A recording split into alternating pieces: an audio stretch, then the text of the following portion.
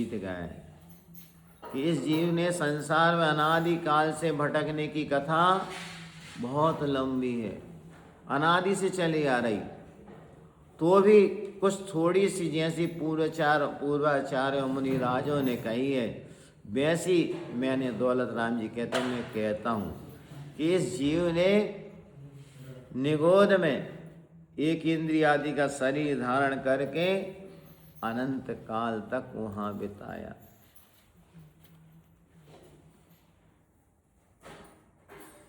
कितनी लंबी कथा है, बहुत लंबी कथा। अनंत काल से यह जीव निगोद में रहा। निगोद किसे कहते हैं? किसे कहते हैं निगोद? जहां पर एक शरीर में अनेक जीव के स्वामी होते हैं।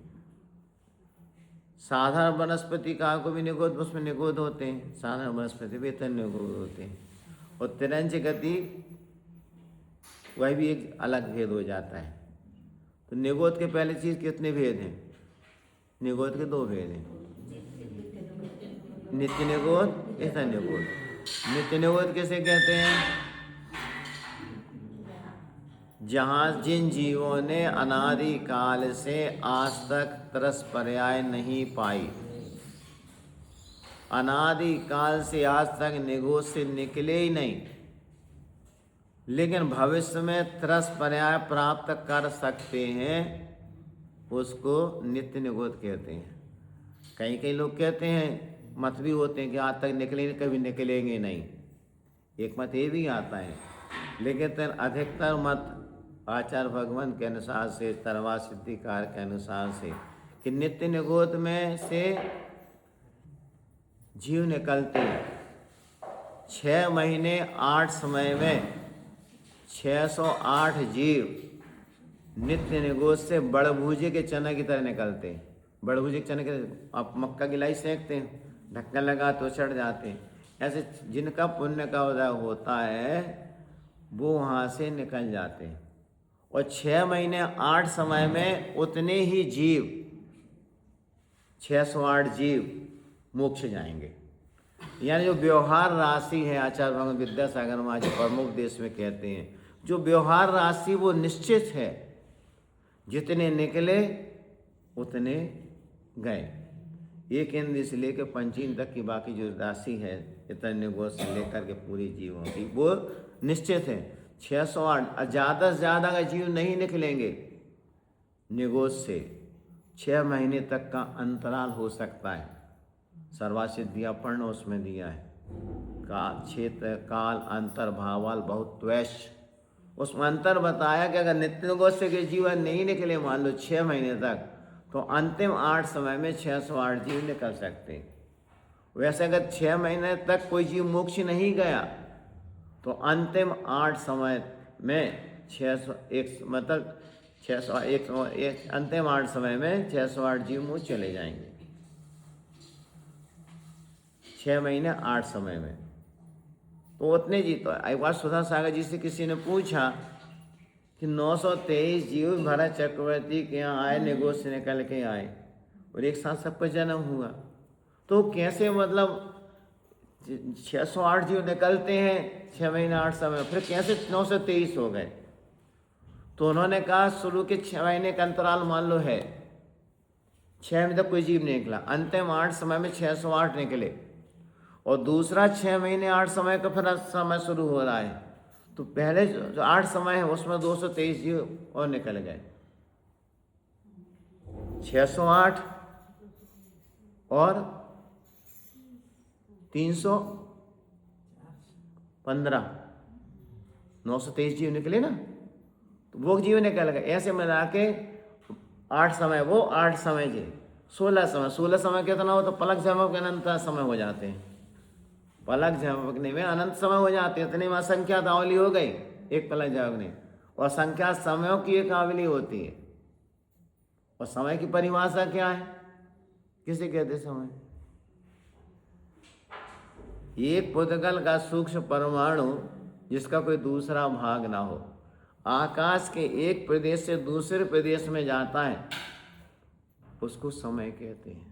मंद गति से तीव्र गति से 14 राजू पहुंच जाएगा एक समय में, लेकिन मंद गति से। जैसे कि एक राइस पेपर होता है, मान लो उदाहरण के तौर पर राइस पेपर इतने मोटे में 500 पेपर हो जाते हैं। टाइपिंग में 10-10 कापी चलती थी पहले, आजकल कंप्यूटर का ज़माना है।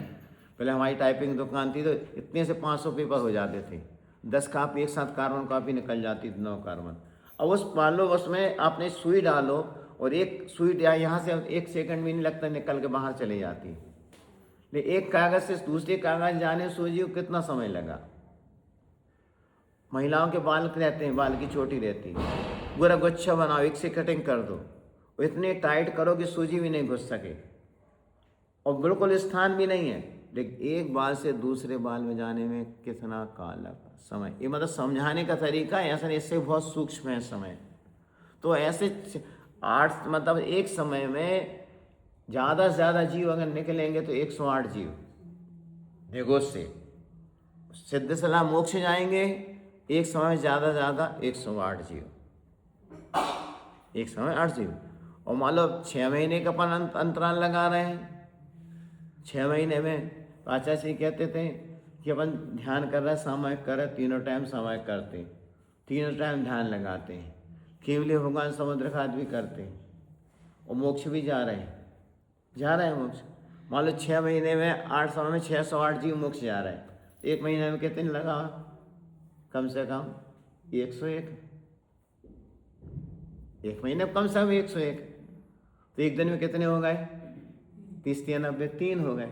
तो 3 जीव तो मोक्ष जा रहे हैं और वो ध्यान करो। और आप और ऐसे तीनों कालों में वहाँ पर केवल भगवान की देवधानी खेल रही है, तो न जाने कौन से जीव मोक्ष जा रहे हैं और केवल हाथ समुद्र घात करके कल्याण कर रहे हैं, उनके आत्मा के प्रदेश में कब स्पर्श कर जाएं।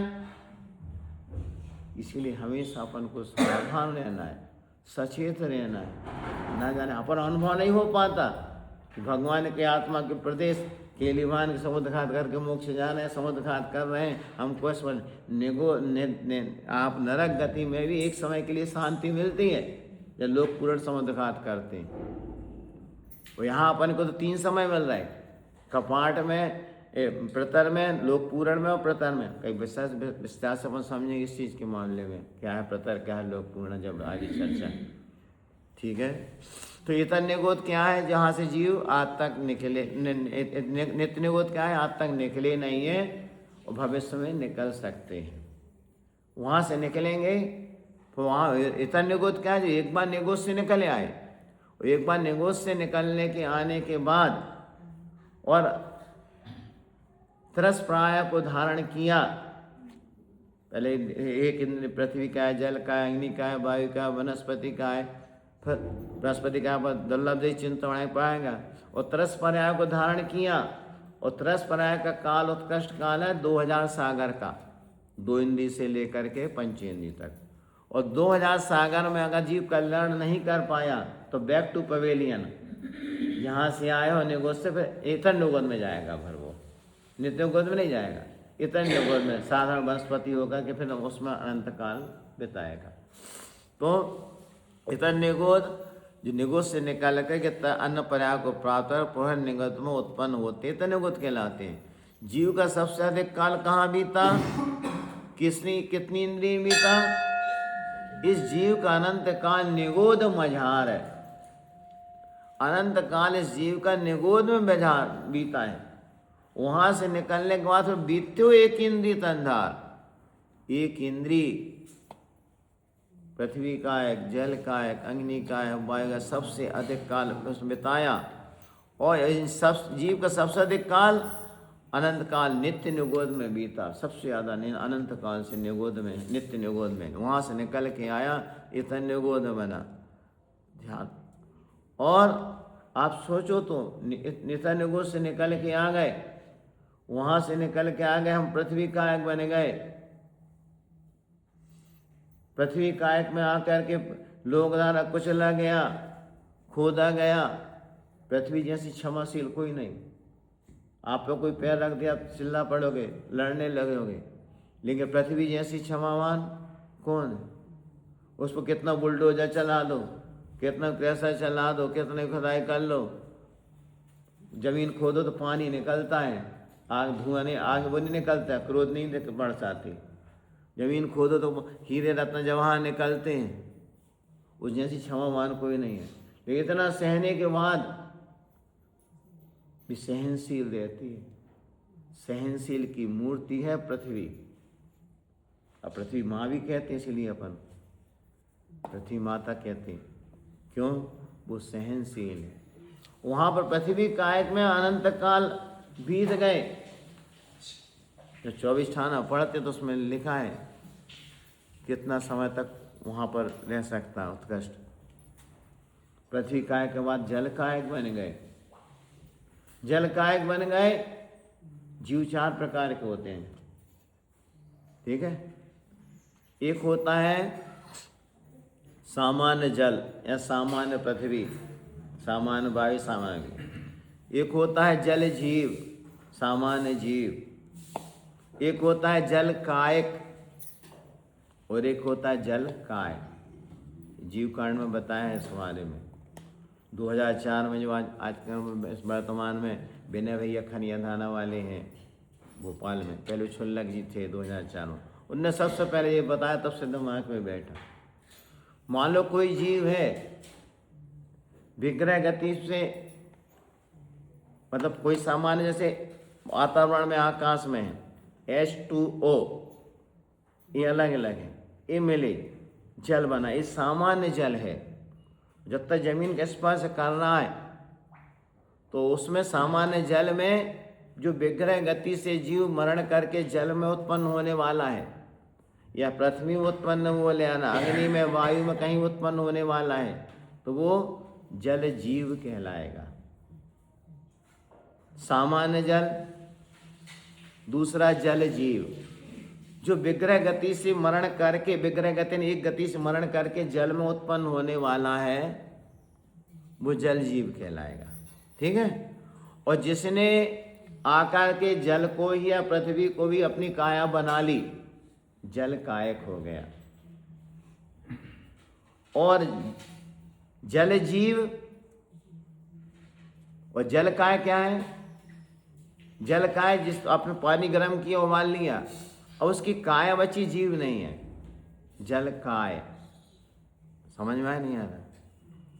विषय थोड़ी गहरा हो सकता है, लेकिन समझने की बात। सामान्य पृथ्वी, सूखी रेत धूल पड़ी।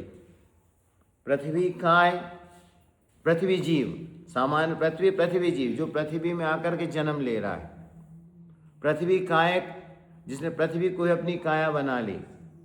और पृथ्वी काय, सूख गई ईंटा है, बन गया, उसमें से जीव निकल गया, काया बस बची शेष। ऐसे अग्नि, सामान्य अग्नि, चकमक की अग्नि, पत्थर रगड़ो अग्नि निकलती, जीव नहीं है इसमें। वहां से जीव जल के अग्नि में उत्पन्न होने वाला, अपने माचिस जलाई उत्पन्न होने वाला अग्नि जीव। अग्नि कायक, जिस अग्नि को कायक काया बना ली अपनी, जिसकी उम्र उत्कृष्ट आयु 3 दिन की रहती है अग्नि की, ठीक है। और अग्नि बुझ गई, अग्नि बुझ गई। अब हल्की हल्की राख है, जो चूल्हे, आज के चूल्हे चलते नहीं हैं, कहानी किस समझ जाएंगे चूल्हे कुछ दिनों बाद। तो हम लोग जानते, अब जानते नहीं चूल्हे क्या कहलाता है। चूल्हे में आग ही बुझने के बाद राख रहती है। जैसे आप अंतिम समय में संस्कार करने जब 3 दिन बाद जाते हैं, तो राख में हल्का गर्माहट रहती है। अगर 2 दिन में आप किसी जीव का संस्कार करके विसर्जन कर रहे हो तो अंगार मिलेंगे, लेकिन तीसरे दिन अंगार नहीं मिलते, राख हो जाती है। वो कौन सी है? अग्नि काय। अग्नि निकल गई, काया बस शेष बची है गर्म उसमें से। ऐसे वायु में होता है, वायु का है, वनस्पति का है, सब में रहेगा। सूखी लकड़ी लगाओ, वनस्पति में लगाओ, सामान्य वनस्पति है, अंकुरण हो रहा है, वनस्पति कायक बन गई। सूख गई लकड़ी, ये लकड़ी सूख गई, काया बस शेष बची है, जीव नहीं है। तो इस प्रकार से 4 प्रकार से हो गए, सामान्य जल, सामान्य पृथ्वी, पृथ्वी काय, पृथ्वी जीव, पृथ्वी कायक, पृथ्वी काय, ठीक है ना। तो नित्य निगोद में जीव के परिणाम किस परिणाम से निकलते हैं? निगोद से जीव निकल रहे हैं तो जीव के लेस्या की मंदता से परिणाम निकलते हैं।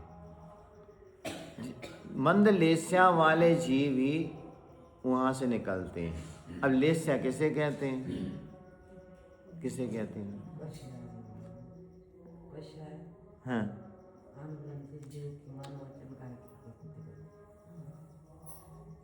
लिम्पत्यति लेस्या सर्वा सिद्धि का है, जो लेपन कराए कसाय से अनुरंजित भाव, कसाय से भीगे भाव की प्रकृति को लेस्या कहते हैं। यथा जिसके द्वारा जीव पुण्य पाप से अपने आप को लिप्त करता है, जिसके अधीन उसके अधीन करता है, उसको लेस्या कहते हैं। लेस्या 6 होती हैं। कितनी होती लेस्या? 6। जैसी कसाय रहेगी तैसी तीव्र लेस्या होती। एक होती कृष्ण लेस्या, एक होती नील लेस्या, एक होती कापोत लेस्या। का कृष्ण, नील, कापोत, पीत, पद्म और शुक्ल। पीत को तेज भी कहते हैं, पद्म, शुक्ल लेस्या। तो लेस्या में 2 प्रकार हैं, एक शुभ लेस्या, एक अशुभ लेस्या।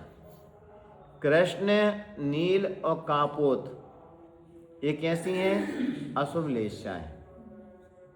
नारकियों में हमेशा अशुभ लेस्या ही होगी। तो सर्वा सप्ताशुद्ध पढ़ते हैं तो नीचे से शुरू होती है। जघन्य कापोत, मध्यम कापोत, उत्कृष्ट कापोत, कृष्ण, फिर नील, जघन्य नील, उत्कृष्ट नील, और फिर कृष्ण, सामान्य कृष्ण, मध्यम कृष्ण और परम कृष्ण 7वें नरक तक जाती। और देवों में शुभ लेस्या होती है, अशुभ भी होती है। वैमानक देवों शुभ लेस्या होगी, लेकिन भवनवासी, व्यंतर, ज्योतिष इनमें 6 लेस्याओं का सद्भाव पाया जाता है। क्योंकि भवनवासी, व्यंतर, ज्योतिष में जो भी जीव उत्पन्न होते हैं, जीव वो अशुभ लेस्या के परिणाम से ही वहाँ जाते हैं। तीव्र कसाय से किसी ने आत्मघात कर लिया, मरण कर लिया, क्रोध कर लिया तीव्र, वहाँ जाकर उत्पन्न हो जाते हैं। तो उनकी विग्रह गति में अशुभ लेस्या रहती हैं, वहाँ जाकर उनकी पीत लेस्या हो जाती है जगन। लेकिन विग्रह गति में अशुभ लेस्या से जीव मरण करके जा रहा है, तो वहाँ भवनत्रिक में हो रहा है उत्पन्न। इस हिसाब से 6 लेस्या, और मनुष्यों में भी 6 लेस्या पाई जाती है। समय आपका हो रहा है। कल इसके बारे में जो लेस्या है, लेस्या वृक्ष के बारे में बताएंगे, 6 प्रकार के। हमारे आचार्य भगवान कहते थे, विद्यासागर महाराज जी हमारे वही आचार्य हैं, तो शिक्षा उनकी उंगली पकड़ के यहाँ तक आए। क्या आपने पेन लिया? स्याही वाला पेन चलता था पहले, दवात चलती थी, दवात एक बार आपने उसमें डाली शीशी में, देखिए एक लाइन खींचो, बिना डूबे दूसरी लाइन खींचो, तीसरी लाइन खींचो, चौथी खींचो, 5वीं छींटो और आखिरी छींटो। पहली लाइन ज़्यादा डार्क मिलेगी, दूसरी उससे फीकी मिलेगी, तीसरी उससे और फीकी मिलेगी, चौथी हल्की सी दिखेगी, 5वीं बिल्कुल और हल्की दिखेगी, 6वीं ऐसी दिखेगी लाइन आपने खींची ही नहीं। ऐसा ऐसी लेस्या रहती है। जितने तीव्र परिणाम होंगे उतनी तीव्र गहरी लेस्या होगी, और जितने मंद परिणाम होंगे उतनी लेस्या अच्छी होगी। जितनी उच्च लेस्या होती है उतने ही जीव जल्दी अपना कल्याण कर पाता है। कसाय की मंदता ही मोक्ष महल को ले जाती है, और कसाय की तीव्रता अधोलोक को ले जाती है। समय आपका हो रहा है, कल और इसकी चर्चा करेंगे। अगर आप लोग विस्तार से नहीं चाहते हैं तो हम जल्दी भी ख़त्म कर सकते हैं, और नहीं तो समझते चाहते हैं तो नहीं। विषय थोड़ा ज़रूर कहीं कहीं क्लिष्ट लगेगा आपको, लेकिन जितना अच्छा बनेगा हम उतना बताने की कोशिश करें। हमारी आदत है कि हम दूसरे विषय को भी इतना गहराई से लेके बताते हैं जिसमें आपको समझ में आए। आप पूछ भी ना पाओ, आप पूछो महाराज इसका और क्या है, और गहराई से बता देंगे। ये हम कोशिश करते हैं कि आपको पूछना ना पड़े। तो हम जहाँ भी पढ़ाते थे लोग कहते महाराज सब कुछ बताते थे, पूछने की आवश्यकता ही नहीं रहती। ठीक है, आपका समय हो रहा। ओम नमः शिवाय।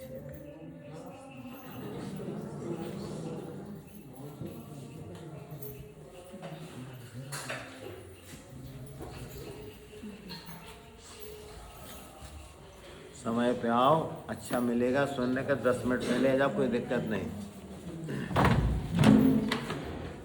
और ढूंढ लिया, अरे हाँ पुस्तक है खेलाना की तरह सम्मान। सबके यहाँ तो पुस्तक रहे अच्छा रहता है। मुँह पर ढूंढ ली हमने तो नहीं, नीचे और ढूंढना है हमें।